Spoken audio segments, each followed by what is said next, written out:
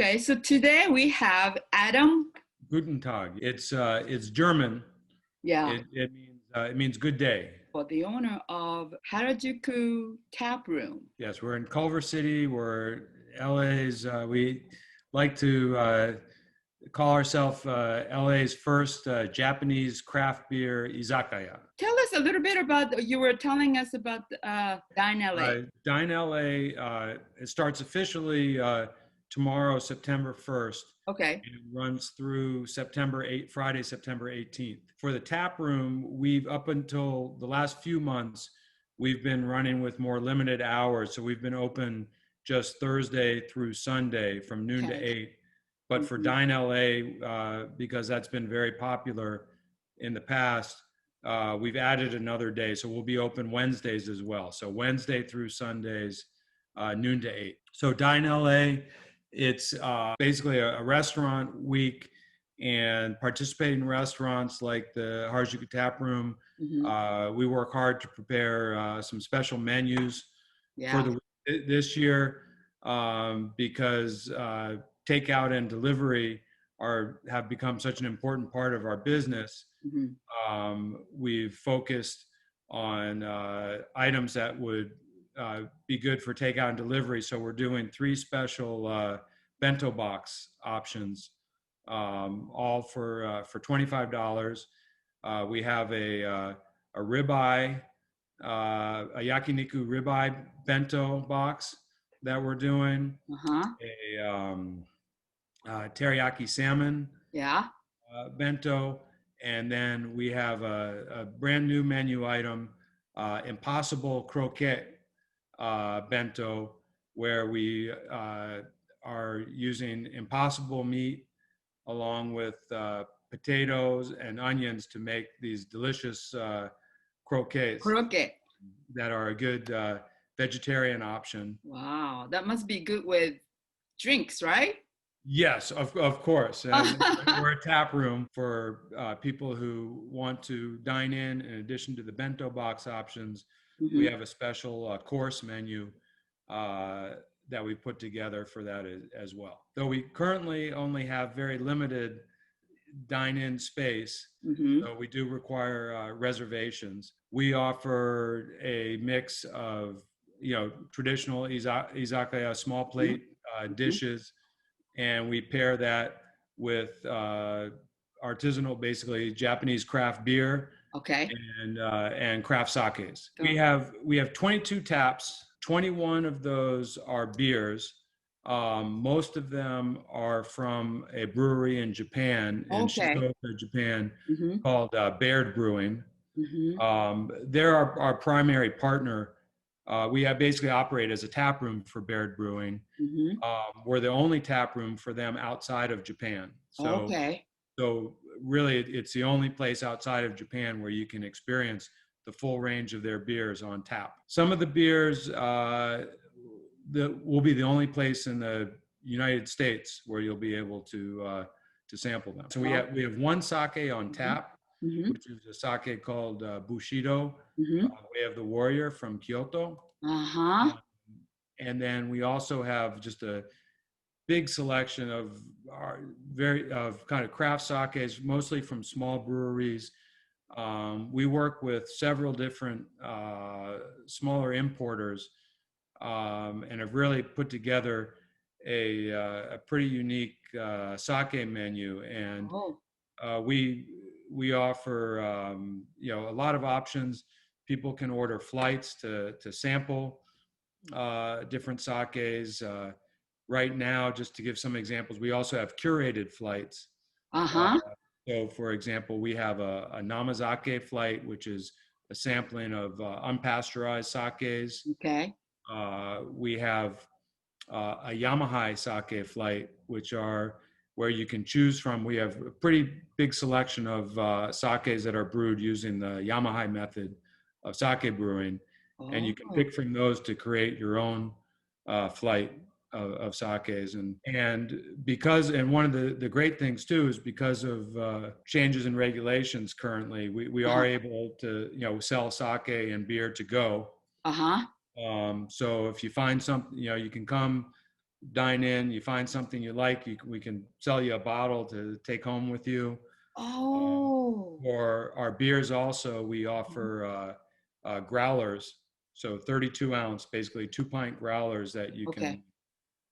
purchase and take home with you. Oh, I Those are see. available to go. We do a lot on education at the tap room as well, because Okay. a lot of people have come, a lot of our guests come in and they're not familiar with Japanese craft beer. Mhm. They don't know a lot about sake. They've Right? only had some of the mainstream sakes that you typically find at the markets, or Uh-huh. there's a lot of education involved to help them understand why these are different, why they might taste different than Mhm. sakes or beers that they've had before. Yeah. We do events every month. Last week we did a sake takeover with one of our importers. Month in September, we're actually Oh, okay. a sake and cheese pairing, Mm-hmm. which is really fun. This will be the second year we've done it. We did it last year in September, Oh. and it was a huge success. People loved it because it's not typically, people expect if you're drinking sake, you're only pairing it with Japanese food.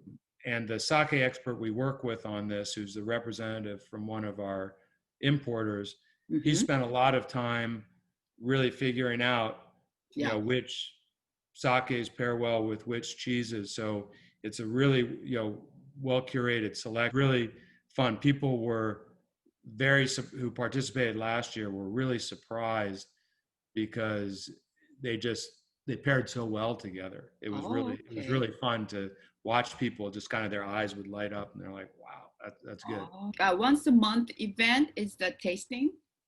Yeah, and we do it a little bit differently now with with COVID-19, Right. and having limited dine-in space. It Mm-hmm. typically, in the past, we would have just, it would be one night during the month, and Okay.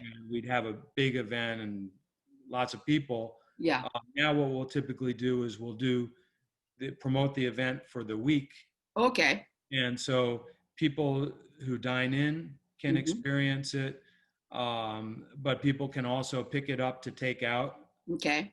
and enjoy at home. And Okay. typically we'll provide a sheet of tasting notes, but for the sake and cheese pairing, Mm-hmm. we'll do one online tasting. Okay. So if people want to pick it up, bring it home, they can join us online. I We'll see. have somebody there to guide them through the tasting and answer questions.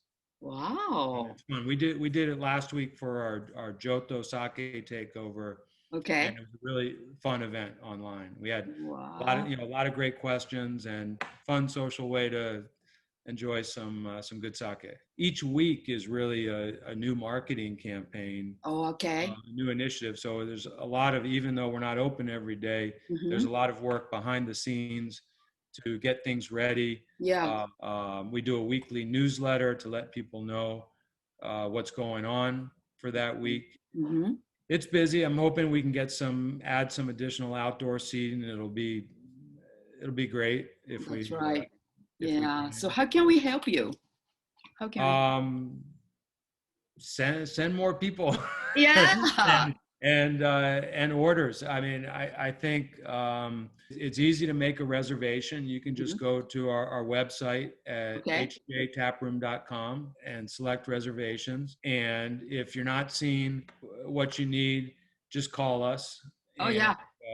because sometimes we need to juggle things around a little bit, but we'll do our best to accommodate. I see. Um, and then we also are offering takeout and delivery, and everything, including our sakes and beers, are available Mm-hmm. for takeout and delivery.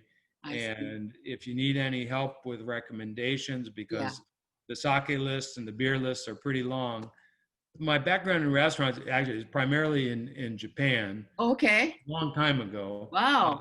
I lived and worked in Japan for 5 years after college. I see. Um, I lived in a small town in Osaka Prefecture, Uh-huh. and I taught English, and then I worked for a small Japanese marketing advertising firm. Okay. But that was my day job. But Uh-huh. in the evenings, I worked in a couple different restaurants. Yeah. And izakaya, sushi bar, various places. Mostly, one because of my interest in Japanese food, Mm-hmm. and then also it was great practice for my Japanese. Through that, just had a love for the language, the culture, the food, and Right. especially, I spent a lot of time in izakayas there. And my friend Brian Baird, Mm-hmm. who was also in college with me and also over in Japan with me, he's the founder of the brewery that we work with. Oh, okay. And that's our connection there. And so for years we talked about, doing something together. And Yeah. finally I was ready to do something different. And a couple of years ago, and I said, Yeah. okay, now's Japanese, LA's craft beer scene is really taking off. Mm-hmm. Now would be a great time to introduce a Baird Beer Tap Room here in LA. I see. And as part of that, we wanted to bring not only the beer, but the what we call the izakaya or Japanese pub culture to Yeah. here to the U.S. as well. And Yes. that's part of what we do at the tap room. So Oh, wow. that's really kind of I guess the vision. Because I had so many great experiences in Japanese izakayas where it was just a great place to hang out, Mm-hmm. with friends, to meet new friends, and Yeah. people come with their families. And so we're a family friendly restaurant. People Uh-huh. come with their kids, and Okay. it's great. So that's all part of what we're trying to do here. I also want to assure people Mm-hmm. we've created a very safe environment at the tap room. Yeah. Our guests have all given us feedback. They feel very comfortable there. We have Mm-hmm. put up plexiglass where we need to put up plexiglass. Our Yeah. servers are all wearing It's a lot of work. masks and face shields. Yes. So it's all so our people consistently tell us they feel very comfortable and safe there. One of the best sellers now is actually a new menu item. Uh-huh. Our tap room pizza. Oh, okay. So It's so family we friendly. we've taken a pizza and then kind of added our Harajuku Taproom twist. Oh. We do an impossible sausage pizza, Uh-huh. which is impossible meat sausage, shiitake mushrooms, and shishito peppers. Yeah. And second most popular is our yuzu chashu pizza. Chashu with a little bit of yuzu mayo, Mm-hmm. sauce, and cheese. It's teriyaki salmon rice bowl is very Uh-huh. popular. We do a gyoza with impossible meat. Our best sellers for beers are wabi sabi, representative Japan style pale ale brewed with green tea and wasabi. Our sakes, it's hard to say though. We have a new one that we just got in, which is fantastic. It's called Fuku Chitose. Happy Owl. Yes, Fuku Chitose. Brand new. It's a brand new sake to the U.S. It's a Yamahai Jumai Ginjo, just really beautiful sake. Well, I appreciate the opportunity, Yoriko. Oh, yes. Thank Yes. you very Yes. much. Yeah. Same to you. Thank you. Thank you so much. All right. Appreciate your Thank you. time.